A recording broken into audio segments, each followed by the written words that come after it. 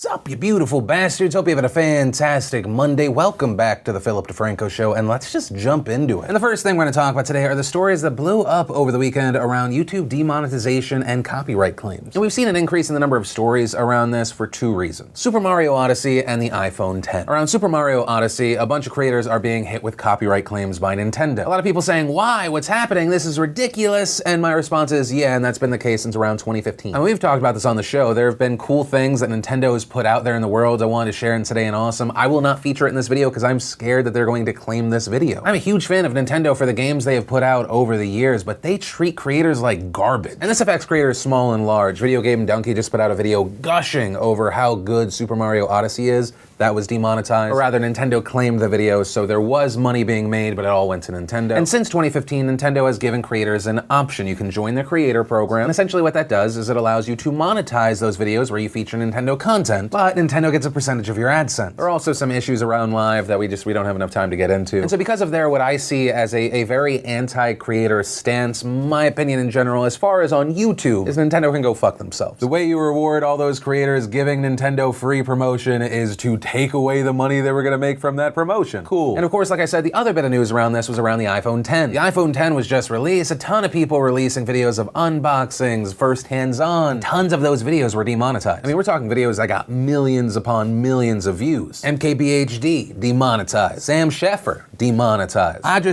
demonetized. Casey Neistat, you get the point what I'm doing here. Lots of people affected. Now, of course, you had people outraged. Most people, it's just tired frustration with YouTube at this point. YouTube saying the algorithm is evolving, it's learning. Recently, YouTube announced and put through a change that resulted in a lot of videos that were demonetized being remonetized. Although some videos that had previously been fine and were monetized were demonetized. But still, with these massive creators just putting out videos on the iPhone X, nothing risque about them. Why are these most likely completely family-friendly, advertiser-friendly videos being demonetized by an algorithm that has had months to learn? And so from this frustration came a suggestion that went viral. Casey Neistat tweeting a suggestion for YouTube. When the algorithm flags a video for bigger creators, those with more than 10,000 subs, 100,000 subs, why not have the video immediately reviewed by a human before demonetizing? YouTube should assume the burden on inaccuracies of their algorithm, not pass it on to their creators. For many big creators, their AdSense is their livelihood. It's how they pay their bills. Now to this, YouTube responded, "We're always open to feedback and wish we could, but with 400 hours uploaded every minute, it's not humanly possible. We're always working on improving our system. Our last update made millions of videos monetizable. We know we have a long way to go, but in the meantime, we recommend uploading as unlisted to check your status and appeal if necessary." And my personal response to that is, YouTube, I love you, but that response is a little bit bullshit. You didn't respond to Casey's suggestion. You said that 400 hours of video are uploaded every minute, but that's not the case if you're just considering creators over 100,000 subscribers. And most likely, Casey Neistat's giving you that 100,000 subscriber runway so that it's less work on you. I mean, while there are more and more popular YouTube accounts every single day, 100,000 subscribers, or let's say a regular of 100,000 views per video is a pretty big runway. It allows you to focus, and honestly, it becomes a math problem. If MKBHD is being demonetized on a video that now has 6.7 million views, because you automatically demonetized his video, not only how much money did he miss out on, but you as a company, Google, YouTube, how much money did you miss out on? And when you take into consideration that we're just talking about one human reviewer on one video for 10 minutes, it makes you think of, in general, on YouTube as a whole, how much money both creator and YouTube are missing out on because they're not throwing a body at the problem. And here's the thing, I understand to a certain degree why you'd want to demonetize rather than risk. It's a far less damaging story for YouTube if its creators complain about demonetization rather than Nike ad runs next to ISIS kill video, right? YouTube's trying to prevent Adpocalypse 2.0, or if you're still affected, an escalation. But you would think that your verified creators would have a different extra level of trust. Like Marquez, MKBHD, he has years of not posting anything horrible. So when out of nowhere your algorithm goes, hey, this guy who has a pretty much perfect record, 4 years, and he puts out a video called Apple iPhone X Unboxing, because he's made us hundreds of thousands, if not millions of dollars, let's give him 10 minutes of our time so that we don't screw him over. Or that's an insane idea and I can go fuck myself, but it really seems like it shouldn't be the latter of the two. And I guess if there is an end to that story, YouTube, I love you, please be better. And the last thing we're going to talk about today is that horrifying Texas church shooting. 26 people were killed, 20 others were injured. It is the deadliest shooting in Texas history. So let's go through this story. Reportedly, the gunman was first spotted at a gas station across the street from First Baptist Church in Sutherland Springs at 11:20 a.m. The shooter drove across the street, got out of his car. He was reportedly wearing all black, a mask, a ballistic vest, and was armed with a Ruger AR-556 rifle. The gunman then began firing from the outside of the church and moved to the right side of the building where he continued to shoot. He then entered from the back track of the church, firing all the way to the front and then firing on his way back out. When the gunman emerged from the church, an armed neighbor exchanged gunfire with him. The shooter then dropped his rifle, got into his car, and fled the scene. And while this was happening, a guy by the name of Johnny Langendorf said he was driving to his girlfriend's house when he witnessed all of this. I had parked at the intersection where I'd seen the shooter come out from the church, and a gentleman, the neighbor of the church, had come out yielding a rifle,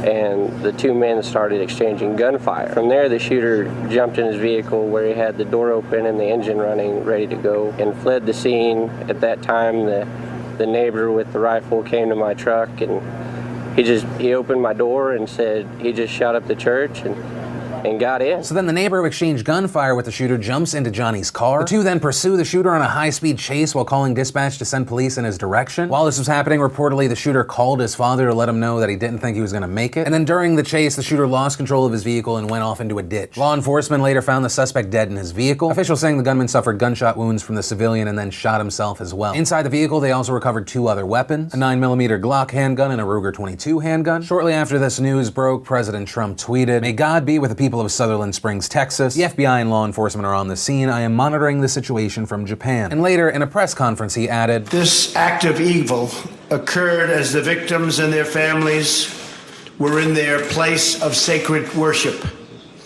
We cannot put into words the pain and grief we all feel, but in dark times, and these are dark times, such as these, Americans do what they do best. We pull together. We join hands, we lock arms, and through the tears and through the sadness, we stand strong." Now, as far as those killed in this horrible attack, some of the names have been released as of recording, but many haven't. What we do know is the youngest victim was 18 months old and the oldest was 77 years old. Among the dead, there were several children, a pregnant woman, and the pastor's 14-year-old daughter. And of the 20 injured at this time, 10 are still critical, 6 are stable, and 4 others are in serious condition. And of course, in the aftermath of this horrific attack, you have people saying, how could this happen? Why did this happen? This is a senseless mass murder in a town of about 600 people. An attack that essentially left 4% of their population dead. Well, here's what we know so far. We know the shooter served in the Air Force from 2010 until 2014 and worked in the Logistics Readiness Department. We know that he was court-martialed in 2010 on charges of assault on his spouse and on their child. According to Don Christensen, a retired colonel who is the chief prosecutor for the Air Force, quote, "He assaulted his stepson severely enough that he fractured his skull, and he also assaulted his wife. He pled to intentionally doing it." We know he received a bad conduct discharge, confinement for 12 months, and reduction of his military status. There's also been a lot of talk as to whether this is a guns issue or a mental health issue. This morning, President Trump saying, "Mental health is your problem here. This was a very, based on preliminary reports, very deranged individual. A lot of problems over a long period of time. We have a lot of mental health problems in our country, as do other countries. But this isn't a guns situation. I mean, we could go into it, but it's a little bit soon to go into it. But fortunately, somebody else had a gun that was shooting in the opposite direction. Otherwise, it would have been as bad as it was. It would have been much worse. But this is a mental health problem at the highest level." That said, you still had people arguing that this was a guns issue. And the reason for that is many people were pointing to his bad conduct discharge. Federal law prohibits those who have been dishonorably discharged from buying a firearm. But the thing to note here is the law does not prohibit those who have received a bad conduct discharge from buying a firearm. Still, Texas law prohibits those with domestic violence convictions from owning firearms. But it's not exactly clear right now if the shooter's bad conduct discharge for the assaults on his then wife and their child fall under that provision. I mean, even the governor of Texas was questioning how the gunman got access to these weapons, saying that at one point the shooter even tried to get a license to conceal carry a gun in Texas, but was denied by the state. So how was it that he was able to get a gun?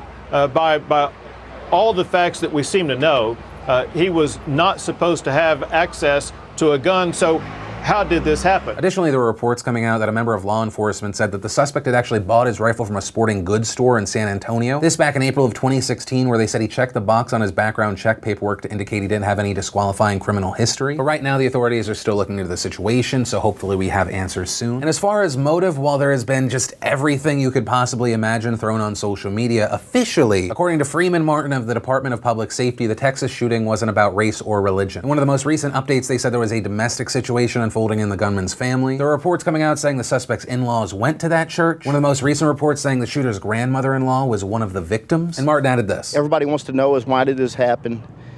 It's a senseless crime, but we can tell you that there was a domestic situation going on within this family. The suspect's mother-in-law attended this church. We know that he had made threatening texts from him. We want to get that out there, that this was not racially motivated. So that new information may help us understand why the shooter chose this specific church. And that's where we are on this right now. There are also a lot of side stories to this. Like we've seen in past attacks, there was a ton of fake news out there. And it wasn't just stuff that was popping up on Google's top search results or just stuff on Twitter. Congressman Vicente Gonzalez on CNN said this. It was reported to me that he's actually not from this community. Apparently his name was released as Sam Hyde. That was the name I was given. But if you've watched this show over the past few years or you've paid attention to the internet, you know that that is just a troll. Whenever there's a mass killing, there are a bunch of people that try to say that Sam Hyde did it just to troll and mislead people. There are also fake Facebook screenshots that went viral. People were trying to say that he was a member of Antifa. Aside from that, there was also a massive debate once again around thoughts and prayers. At the center of this, we saw Paul Ryan and Will Wheaton. Paul Ryan tweeting, "Reports out of Texas are devastating. People of Sutherland Springs need our prayers right now." To which Will Wheaton tweeted and responded, "The murder victims were in a church. If prayers did anything, they'd still be alive, you worthless sack of shit." Now, as you would expect, there were a lot of people offended by this. Many feeling like he was just lashing out at religious people. Will Wheaton then later apologized, writing, "Hey, real and actual people of faith, I hear you. I apologize for insulting you in my rage at Paul Ryan's refusal to address gun violence. Your faith is your business, and people like Paul Ryan exploit it while they hide behind words without deeds, and people continue to die." But that's where we're on this situation. As new information comes out, I will try to keep you up to date. And ultimately where I land on this issue is I personally think it's a little odd to just label it a mental health issue and not a gun issue at all. But there's not much further I can go into that debate without the investigation finding out how the hell he actually got those weapons. Also on the note of it's too soon to talk about policy, I understand if you have that opinion, but I don't think that you can say it here, but then have the complete opposite opinion when someone says they did something for ISIS and then say, okay, well, we're gonna completely change immigration. I don't even have the energy or desire to argue around that point right now. I'm just sad. It hurts, it's soul crushing. The fact that when you look online and you see this story or you hear these words coming out of my mouth and you're not surprised anymore, that makes it all the more heartbreaking. And I understand where people can get frustrated with the sending thoughts and prayers. I feel like we've just seen this all before. And I really just don't know how to end the story. It's put me in a messed up headspace. I feel like we're all repeating the same thing over and over again. Everyone yells at each other. People have to bury members of their family, in this case, some as young as 18 months old, and then the news cycle in the world rinses and repeats. I don't know, I wish I could leave you with a more positive note, but I guess sometimes the world really just doesn't allow for that. That said, of course, this is the Philip DeFranco Show. Aside from the story, my opinion, I want to hear from you. What are your thoughts on this last story, the first one, anything in between? Let me know in those comments down below. But that said, let's cut to the outro that I shot previously where I was in a better mood. And remember, if you liked this video, you like what I'm trying to do on this channel, hit that like button. If you're new here, hit that subscribe button. Also, if you missed the last Philip DeFranco Show, you want to catch up, click or tap right there to watch that. Or if you just need something lighter today, I highly recommend we have a new vlog. You can click or tap right there to watch that. But that said, of course, as always, my name's Philip DeFranco. You've just been filled in. I love yo faces, and I'll see you tomorrow.